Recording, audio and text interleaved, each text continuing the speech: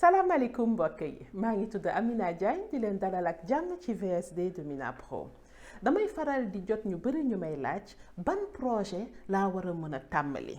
balaa ngay tàmbali benn projet war nga seet bu baax a baax juróom yi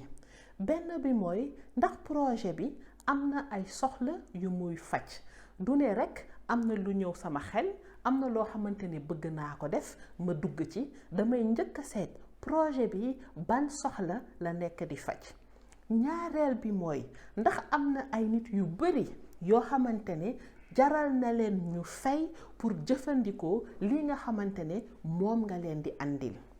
ñetteel bi mooy yow li nga xamante ne bëgg nga ko andil nit ñi ndax yow rekk yaa ko mën ndax nekk na lenn loo xamante ne dafa jafe gis kon dangay seet li nga xamante ne am na ba pare nga seet yow léegi lan mooy li nga xamante ne kenn defu ko te nit ñi bëgg nañ ko soxla nañ ko ñeenteel bi mooy fan nga mënee dangay xool sa bopp bu baax a baax nga dugg ci lenn loo xamante ne yomb na ci yow waaye dina jafe torop ci ñeneen ñi ñu mën a toppandoo walla mën a def li nga xamante ne yow yaa ngi koy def ba pare juróomeel bi mooy doo dugg ci projet rekk ngir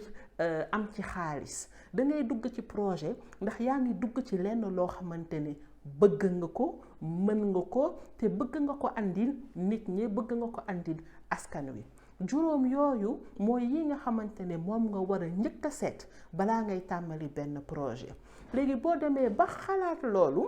li ci topp nag mooy ngay waxtaan ak nit ñi ku nekk nga dem seet leen ngir mën a xam ndax li nga xamante ne moom nga xalaatoon loolu moo nekk bu dee loolu moo nekk nga mën a nag dugg ci yeneen étape yi nga xamante ne moo lay yóbbu ci projet bi